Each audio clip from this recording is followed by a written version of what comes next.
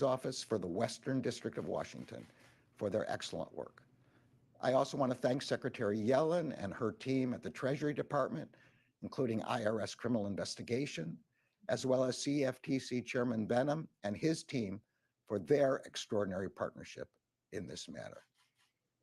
In just the past month, the Justice Department has successfully prosecuted the CEOs of two of the world's largest cryptocurrency exchanges in two separate criminal cases. The message here should be clear. Using new technology to break the law does not make you a disruptor. It makes you a criminal.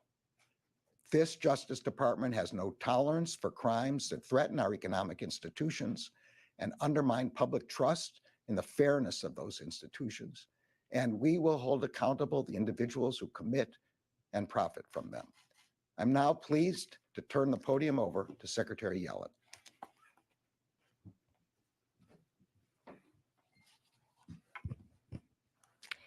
Good afternoon. I'm very glad to join Attorney General Garland, Deputy Attorney General Monaco, and CFTC Chairman Benham on such an important occasion.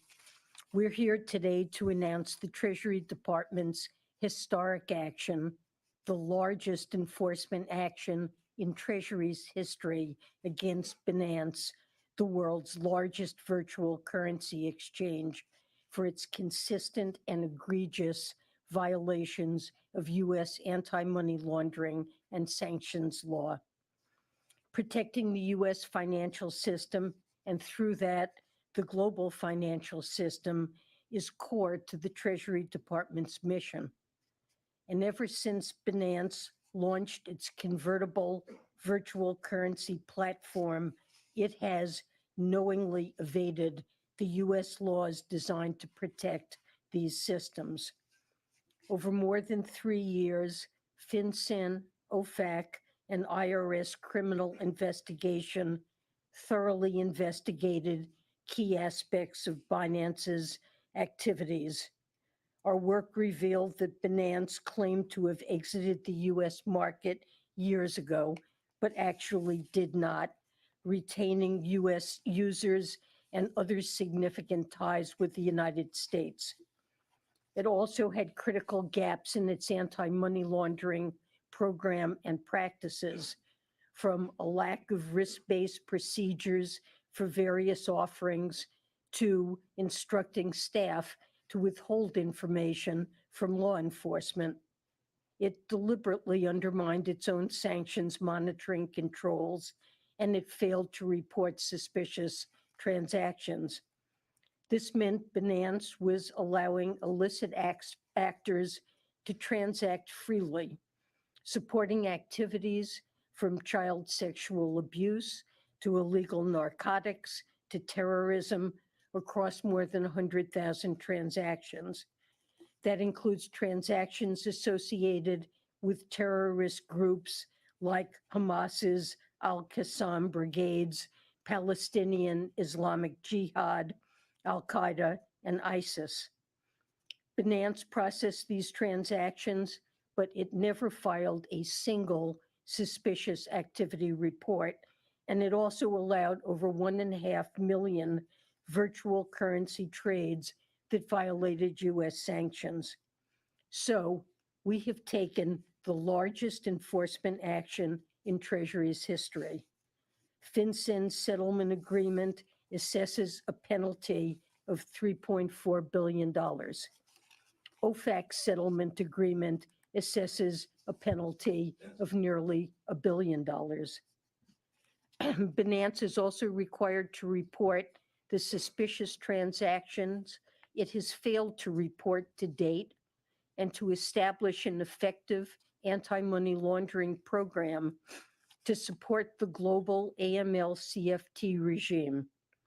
And the settlement agreements subject Binance to increased scrutiny for 5 years through a third-party monitor overseen by FinCEN, who will ensure Binance's complete exit from the United States.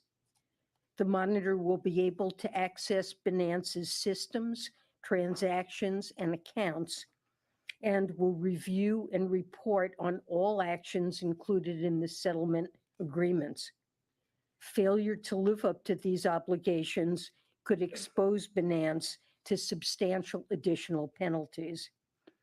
The result of these agreements will be an end to company behavior that has posed risks to the U.S. financial system, U.S. citizens, and our country's national security for too long.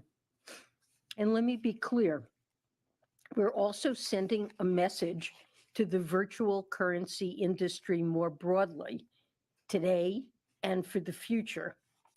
If virtual currency exchanges and financial technology firms wish to realize the tremendous benefits of being part of the U.S. financial system and serving U.S. customers, they must play by the rules. And if they do not, the U.S. government will take action. Today's announcement shows the Treasury is prepared to use all of its tools to carry out its crucial mandate of combating illicit finance and protecting the U.S. financial system, and this will make all of us safer. I want to end by thanking FinCEN, OFAC, and IRS criminal investigation employees who play a central role in protecting our national security. Adequate resourcing was critical to carrying out this work. Thank you also to the partner agencies here today for such effective collaboration. And with that, I'll turn the floor over to Deputy Attorney General Monaco. Thank you, Madam Secretary, and good afternoon. Today is a watershed moment. The Department of Justice and its partners are holding accountable the world's largest cryptocurrency exchange and the CEO who ran it for their criminal conduct. Binance vaulted to the top of the crypto market in part through the scheme exposed today by pursuing growth, market share, and profits at the expense of compliance with U.S. law. Today's charges and guilty pleas, combined with a more than $4 billion financial penalty, demonstrate the Justice Department's commitment to corporate accountability.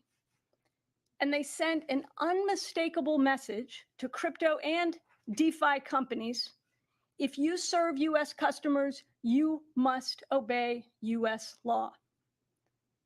A corporate strategy that puts profits over compliance isn't a path to riches, it's a path to federal prosecution.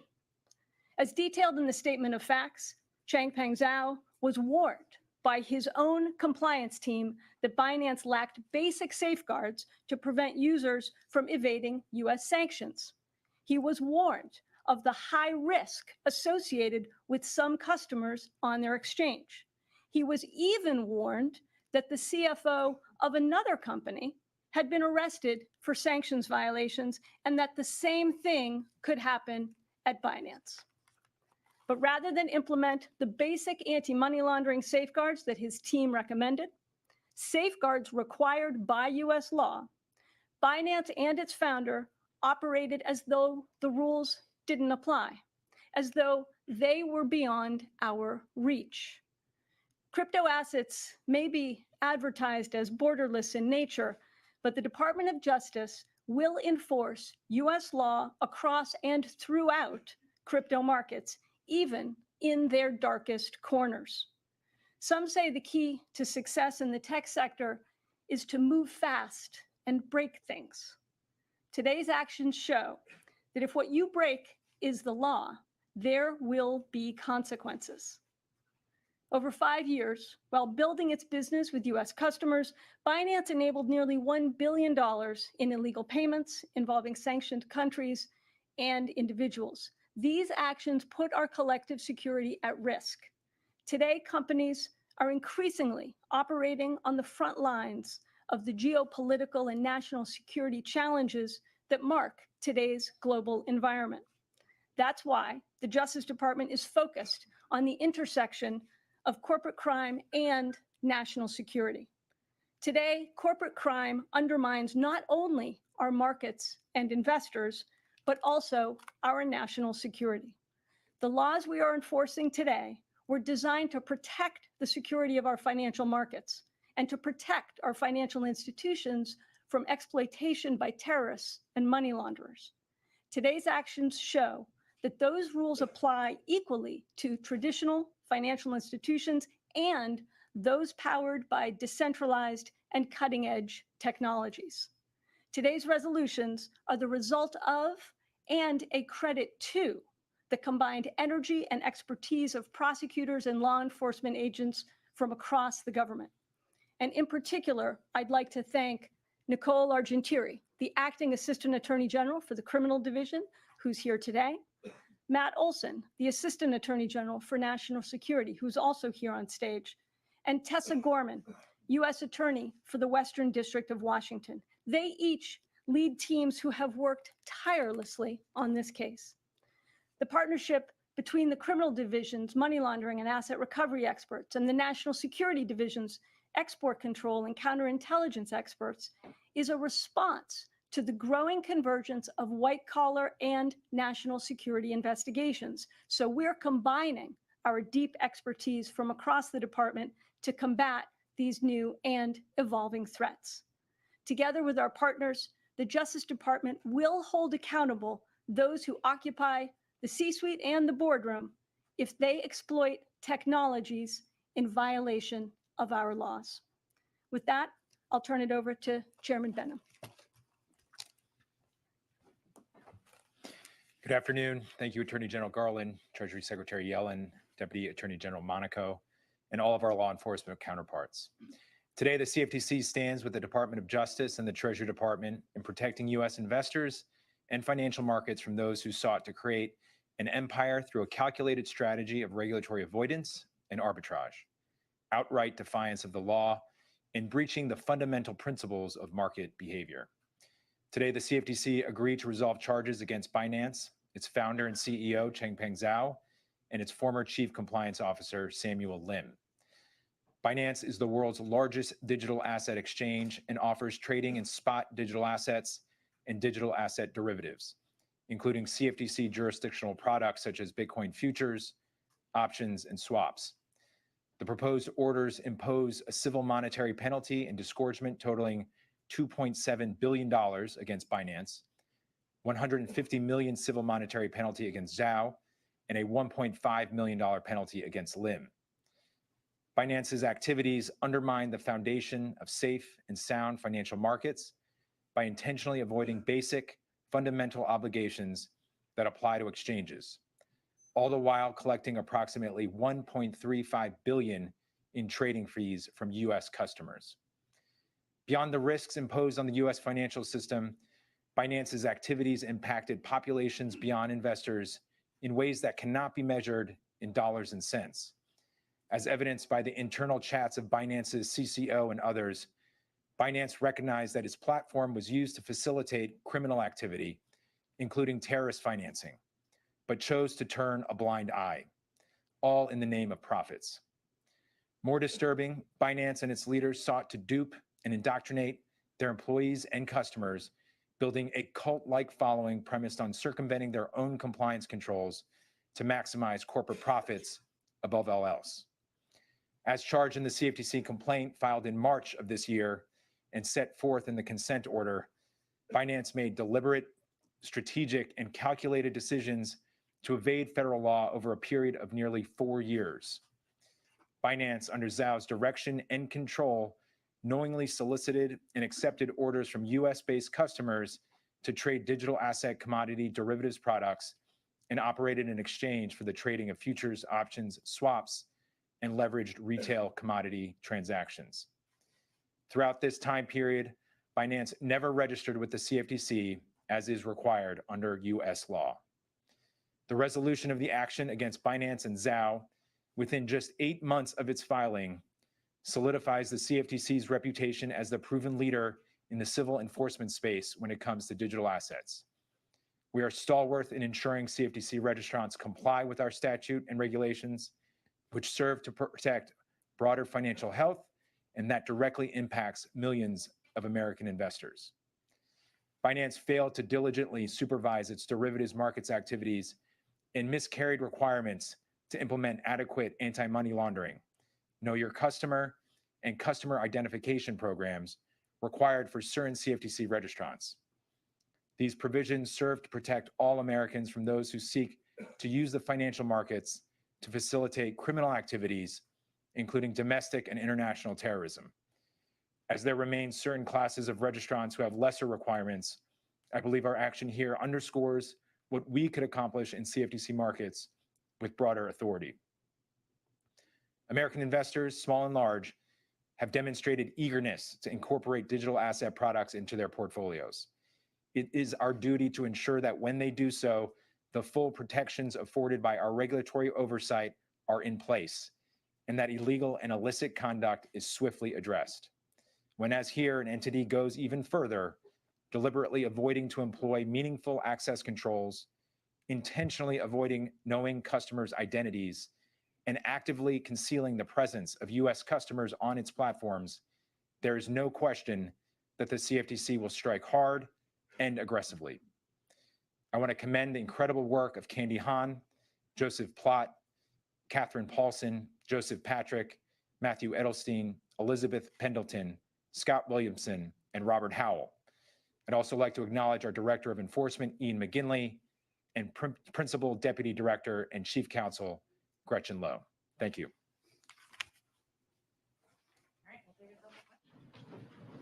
And then from CNN.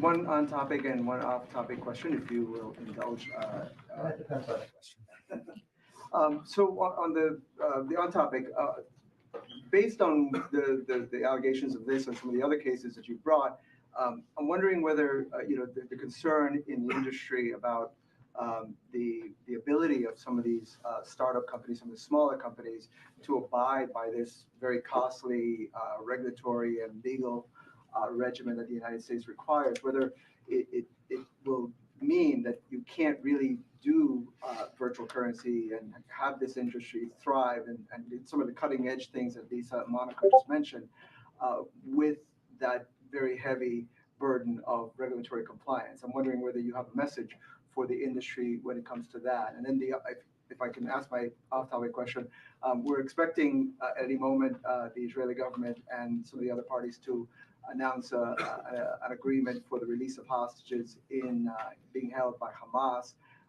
If you can comment on that, and also just what the Justice Department and some of the other agencies that are represented here are doing to respond to the attacks in Israel on October 7th. We know obviously that Hamas has had a presence here in the United States, and the concern about how they raise money, including of course by cryptocurrency, is something that is on everyone's mind. I'm wondering what you're doing about that in light of what happened. All right, let me start with the off topic. I was in a meeting this morning with national security officials, law enforcement officials, and the president regarding fentanyl. And he told the press that his team has been actively negotiating over possibility of bringing home some of the hostages. They thought that we were very close to being able to do that, but that he couldn't say anything more at that time. And I also can't say anything more at this time. With respect to the deaths of Americans, we always investigate deaths of Americans, and we are actively investigating the deaths of the Americans using all the tools available to us. We have, I think, as the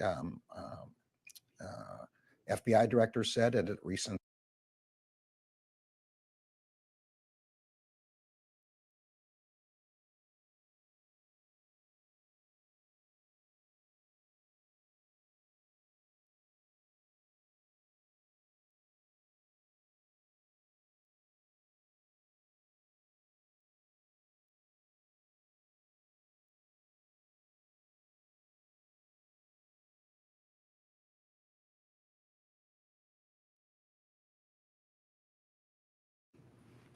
you don't get a special benefit because you think that what you're doing is better for society or better for small business or better for big business or better for international.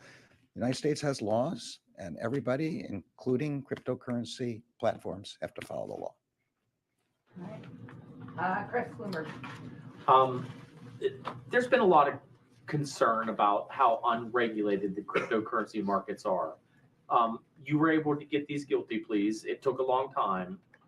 I'm just wondering, how do you feel like realistically the significance of these guilty pleas are? What do you believe it could, what kind of impact could it actually have on the cryptocurrency markets? And then just a quick follow up is, there is criticism that this is not this isn't significant enough. That there might be a situation in which nobody goes to jail, and the penalty itself, Binance is able to pay that penalty. How do you respond to that criticism? I think I'm going to call on Nicole Argentieri, who's the Acting Assistant Attorney General for the Criminal Division, to answer most of the questions that you're talking about. The broader ones that have to do with regulation, it's possible Secretary Yellen or the CFTC chair would address. Where'd you go? Oh, over here. Thank you, sir. Thank you. So I'll take the second question first. I think looking at the pleas today, by every possible measure, these are some of the most significant penalties that the department has ever imposed on a financial institution. Not only is it one of the largest penalties imposed against a financial institution, this is the largest penalty that's ever been imposed on a money services business. It's the first corporate resolution with a cryptocurrency exchange, and it's the first resolution with an MSB for sanctions violations. And the financial penalty is it's not the only significant part of the resolution. Binance, which is the parent holding company, is agreeing to plead guilty.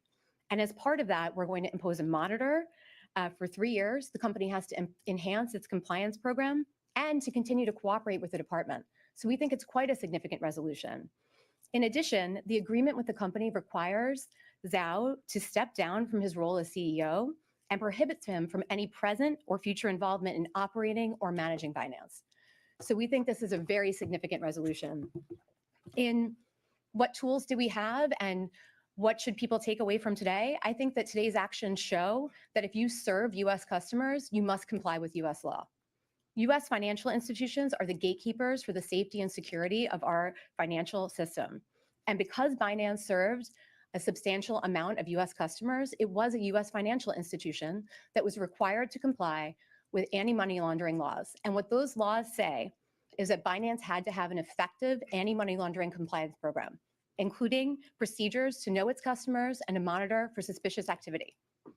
And what happened instead is Binance and Zhao prioritized profit over compliance. And that failure to implement effective AML procedures led Binance to cause US customers to transact with customers in Iran that violated US sanctions.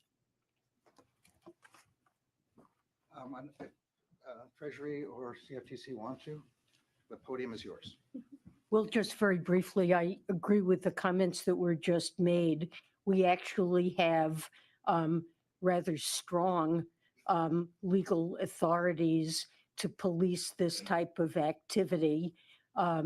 Virtual currency exchanges are financial institutions. Financial institutions of all sizes are required to comply with AML, CFT, and sanctions obligations that they have. And cryptocurrency or virtual currency exchanges have those obligations as well. And I think today's actions show that we're very serious about enforcing the strong regulations that are already in place to make sure that illegal transactions are not fostered by cryptocurrency entities. This is a regime, just as banks can flourish, meeting these obligations. This is a regime that can support responsible innovation. It's not meant to end cryptocurrency activities, but to the extent they occur, it must be consistent with US law.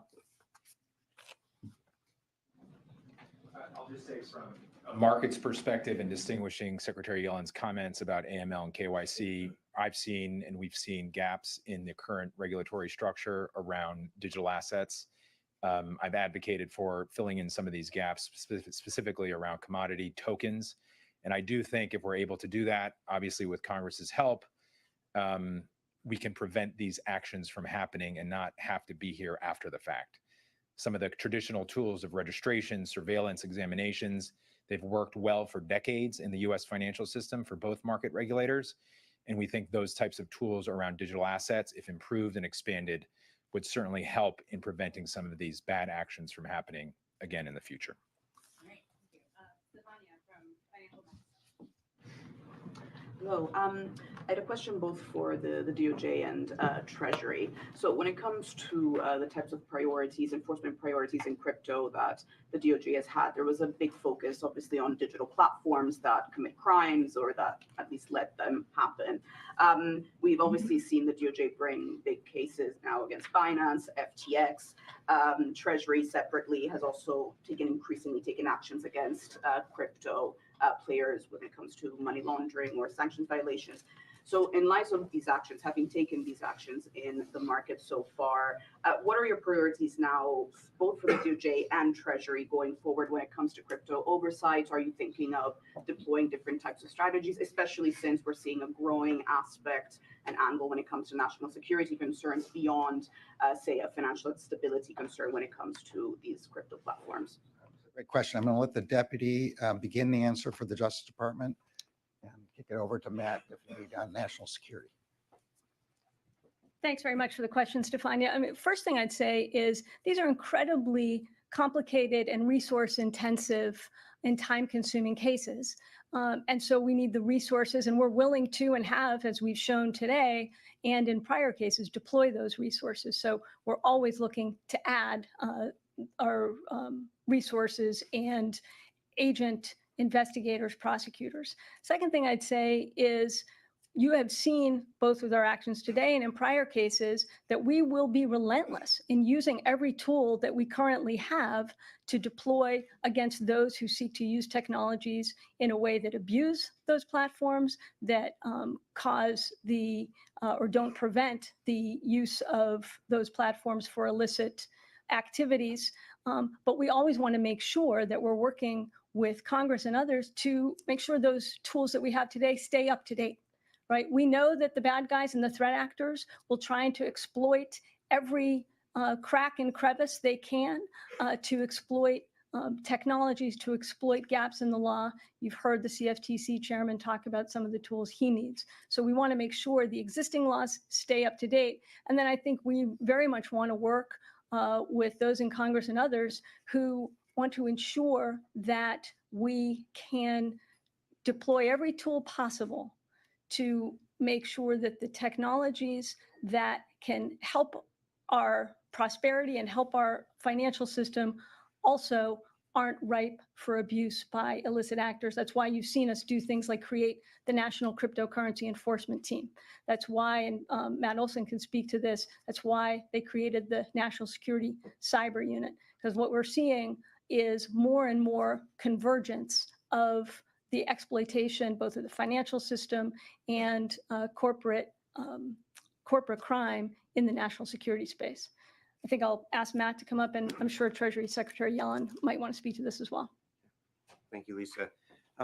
Yeah, I would just say briefly that as we respond to the nature of the threats we see today around the world, whether we're talking about terrorism, we're talking about nation state adversaries like Russia and China and Iran, we are increasingly. Okay, I think I got my voice back. Let me know if you guys can hear me. Somebody give me a thumbs up in the chat. We can continue to look at some of this, but I wanted to address some of it. So if you're just tuning in, what happened? CZ, founder of Binance, charged $4 billion. Had to step down from CEO. Hope you guys can hear me. And this is the Department of Justice, basically explaining why they did all this. And so I want to talk about some things that they're not mentioning here. Let me pull that down just for a second, and I'll pull it back up. All right, sweet. You guys can hear me. So we're gonna roll. Gonna give you some insight that you might not know, and then we can get back into it. See if there's any decent questions left. So let's roll with this real quick. I was gonna make a video on this earlier, so I already had this presentation ready. So we're going to look at it together. Let's go ahead. Let's do, this is good enough. So what happened? Conspiracy, government charges Binance with following: conspiracy, conducting unlicensed money, transmitter license, and violating international Economics Power Act. What you can tell from that is that they charged him $4 billion, which is one of the largest charges they've ever charged on this. Here are some things, though, that like some positive light to this. Before I go into this, I'll just say that you have to remember FTX, the customers were the ones that like really got screwed over. As of right now, it's looking like the customer funds are safe. I don't know. I don't want to say that definitively on live or any video and then something happened. As of right now, it looks like the customer funds are safe. So what we can view from this is it looks like essentially CZ, owner of Binance, negotiated with the government. I will pay you guys $4 billion. I will do that other thing for 3 years where I'm regulated. I will step down as CEO and I will not be in prison like SBF for 100 years. And so basically that's what happened. There's a greater, we'll call it a theory behind all of this.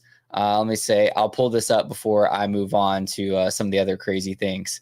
Is this needed to happen for a potential ETF? The ETF filing of, if you're watching my channel, you know exactly what I'm talking about. Specifically, BlackRock, the largest fund in the world. So let's pull that up and let's look at this. Like, not really conspiracy, but like let's look at this for a second. This was in July, or this is June of this year.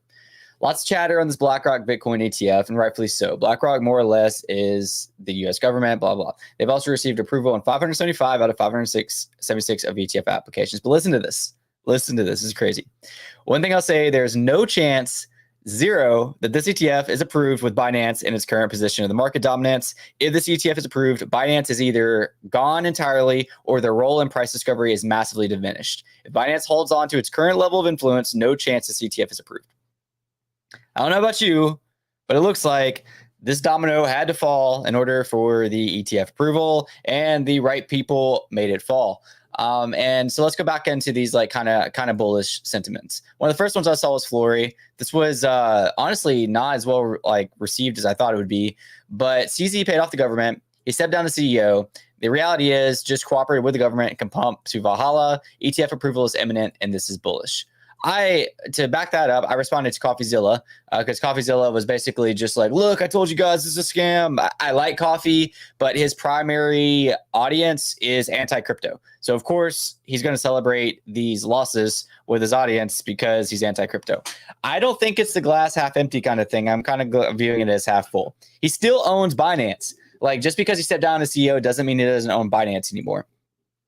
The company is valued at $96 billion. Now you can say, Chris, well, how much of that is BNB? Well, let's look at it. The BNB market cap was, look at this, what's going on right now? BNB market cap currently is at $36 billion. So $36 billion out of $96 billion is BNB. BNB has only been affected by 4% by this. What do we got in chat? We got Nod. I think I'm losing some connection. Try to stay with me, guys. Even if you can't see me, hopefully you can hear me fine. Binance has only dropped 4%. 36 billion out of the total valuation at like 96 billion. I think he lost another 12 billion in net worth, so we'll still put it around the 80 billion. In other words, CZ and Binance is worth a lot of money, a lot more than a $4 billion fine. So now that the government can get this out of the way, we just got past one of the greatest FUDs of crypto. FUD, if you will, is, all right, FTX fell out. But at the end of the day, what was the problem with FTX? The problem was Sam Bankman-Fried misusing our funds, Alameda Research misusing our funds, all the way, like, it was a misuse of central exchanges using funds. This has been built up to be the next FTX fallout. If this is all that it is I'm saying these ifs, if it's a $4 billion fine, he steps down as CEO and no jail time and keeps it, then we're past a huge milestone. This is like one of the biggest giants left to fall is Binance. Bitcoin is still above 36K. It's 36,975 right now. So, I mean, all in all, and let's talk a little bit more. Here's some more perspectives. CZ handled the shutdown of his $23 billion stablecoin with zero funds lost. Again, I'm not going to make definitives on this. We'll see what happens afterwards. Negotiated with a multi-billion-dollar settlement with government agencies, and I can still trade and withdraw from there with no issues through all that. We'll see if that continues, and that's the case for Binance. But as of right now, if Binance maintains safety over customers' funds, this is looking good. This is one step closer to the ETF. Now, again, I'm a nobody. Don't listen to like everything I say. Please go do your own research. I'm just saying here's what I think is going to happen. I think that the media is going to take this. I'll go ahead, even though I got bad internet right now. I think the media is going to take this and spin a pretty bad narrative around it. Look, crypto's a scam. They did all this stuff with with Bitcoin, which, by the way, has US dollar never been used for some of this stuff? I mean, they're trying to say like that they use Bitcoin, like the Hamas and Israel and everything going on with war right now, like use Bitcoin towards these things, and CZ and Binance didn't do anything about it. Has the US dollar never been used for anything like that? You know, has it never been used for drugs or killing or anything like? Come on now, come on, like that. That's a little wild to me. That those conclusions just do not make sense. But my point of saying all this is that if this is it, it's the $4 billion.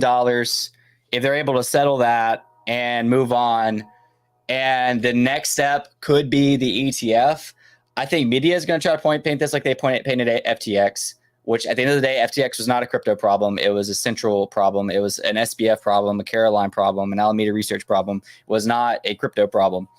I think this is around the same. You know, they're going to be point fingers at the whole Binance situation, but it's really not that bad. Like, I would say this would be one of those scenarios where there's a lot of way worse scenarios, but CZ might not even go to jail. SBF's in jail for over 100 years. 100 years. So, like, I don't know. Like, am I viewing this wrong? Do you think I'm viewing this wrong? Because, like, to me, it's like, despite what they say, it looks like if you zoom out, you let like your emotions just kind of go to the side. What it looks like to me is that they're regulating things, and when they get enough regulation, it's going to be safer for them to do an ETF. It's going to be safer for the government to get involved. Now, that's a whole different debate, whether the government should be involved, whether we should be banking on that, whether they want to buy your crypto. That's a whole different debate. I'm not getting into that right now. But as far as this goes, it's looking to me like they wanted their money, they wanted regulation, but there's not like a definitive, like, we want to end crypto. I think one of the last people to speak was even saying that they want the innovation and the new technology. They just want it on their terms and their regulated terms. So I think for me, as long as there's not like over-regulation and there's a good happy medium, this is probably a step in the right direction regarding an ETF, regarding like crypto, like prices and everything like that. So anyways, there's a lot more angles to this. I could be completely wrong. Maybe I wake up tomorrow and CZ's like, oh shoot, how do I come up with $4 billion? Maybe I'll sell a bunch of BNB. I don't know. And only time will tell. But just one outlook on everything that you just saw is just remember that ultimately this could be one step closer to an ETF. And this sounded more like a negotiation to me than it did like a hammer. He's not in jail. I mean, that's the big part of this. He's not in jail. He's getting fined. A guy with a $96 billion net worth company is, you know, despite where those assets are, is being fined $4 billion. I don't know, chat. What do you guys think? US wants their share of Binance. They do. Yeah, that's exactly it. Like Binance, US wants their share. They want those attendees too, $4 billion. And it's, yeah, looking for a shakeout. And I mean, honestly, the charts don't care. Like, again, okay, another thing. I mean, if you're familiar with me, you know, like, obviously anything can happen. Like we talked about this on one of the Twitter spaces today. Like, this is one of the biggest FUDs in crypto, like the whole Binance thing. So if this is it, it's looking pretty good. The next biggest FUD would be Tether, USDT, which is a whole different like conversation. If we can pass that and this, like, that's significant. But ultimately, we never know. And I mean, Bitcoin could be 10K tomorrow. It could be 100K tomorrow. Probably wouldn't be either of those extremes tomorrow, but the point of it is we don't know. But overall, Bitcoin is up, and I say Bitcoin, like I do love Bitcoin, but Bitcoin, if you're not familiar with crypto, is pretty much the moves the market. If Bitcoin's up, the rest of the market's probably up. If Bitcoin's down, the rest of the market's probably down. So it's a good indicator. Bitcoin's up 133% during the year, despite that. I don't even know what the S&P 500 is right now, but it's basically decoupled from the S&P 500, at least in the short term. Really rebounded again, because what happened last year is we saw FTX go down, we saw Voyager go down, we saw other exchanges go down, and then people were like, "Oh wait, this is not a crypto problem. This is like a central problem, a centralization problem. Maybe it's maybe we're factoring all this in, and this is peak FUD." I was buying Bitcoin at 16K when during that dip, by the way. So I'm up 100% on my Bitcoin buys. Some of them I DCA'd from here to here. And then right now we're seeing, look at this. Right now we're seeing Binance. Granted, this is very short, so who knows what could happen in the next 48 hours, especially when this gets mainstream attention.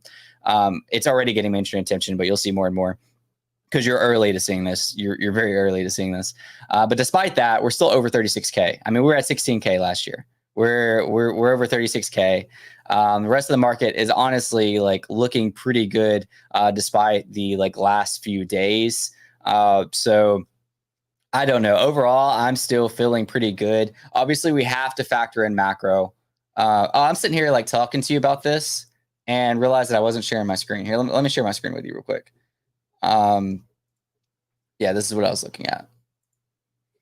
So what I was saying earlier was, I kind of explained through it. But if you look at this dip right here, the 16K, this is FTX. And right now, even with Binance, and by the way, Kraken is getting sued by the SEC as well.